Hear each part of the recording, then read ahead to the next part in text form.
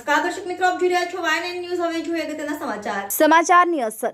Vadodara municipal corporation કારેલી બાગમાં અઠવાડિયા પૂર્વે બનાવેલું નવું રોડ ખોદવાનો મામલો કમિશનરે આપી પ્રતિક્રિયા.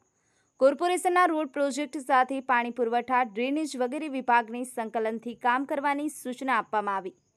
પાલિકા દ્વારા કોન્ટ્રાક્ટર અને એન્જિનિયરને નોટિસ આપવામાં આવી. ભૂતળી ઝાપાથી આર્યકન્યા સુધી રોડ તૈયાર કર્યો હતો.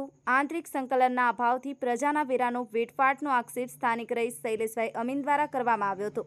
કોર્પોરેશનના રોડ પ્રોજેક્ટ સાથે પાણી પુરવઠા, ડ્રેનેજ વગેરે વિભાગના સંકલનને અભાવે આવી પરિસ્થિતિ અવારનવાર સર્જાતી હોય છે. YNN ન્યૂઝ રમેશ સત્યની સાથે.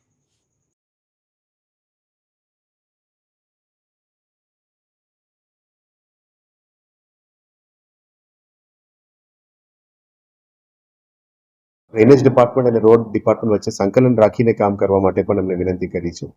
અમુક વસ્તુ એવું થઈ શકે કે રોડ બની જાય પછી ડ્રેનેજ ડિપાર્ટમેન્ટ કદાચ લાઇન્સ નાખવામાં, રિપેર કરવા માટે એ ખોદતા હોય છે. એ સંકલનથી કામ કરવા માટે એમને સૂચના આપી છે.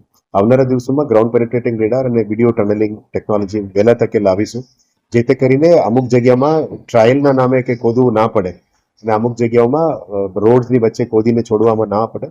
એક બે આપણે ધ્યાનમાં આવી છે, એટલે ત્યારના એન્જિનિયર અને એજન્સીને નોટિસ ઇસ્યુ કરવામાં આવી છે કે આવું પબ્લિક માટે અસુવિધાનું કામ ના થાય અને રોડ પણ બગડે નહીં. એટલે જીપીઆર અને ઇમેજિંગ ટેકનોલોજીથી જ પહેલા ચેક કરીશું કે ચોક પોઈન્ટ છે, લીકેજ છે. પાણીના લાઈન હોય તો લીકેજ માટે અને ડ્રેનેજ લાઈનમાં ચોક પોઈન્ટ હોય એ ચેક કરવાનું પહેલા તકે અમે કરવાનો પ્રયત્ન કરીશું. Subscribe now and press the bell icon. Never miss an update.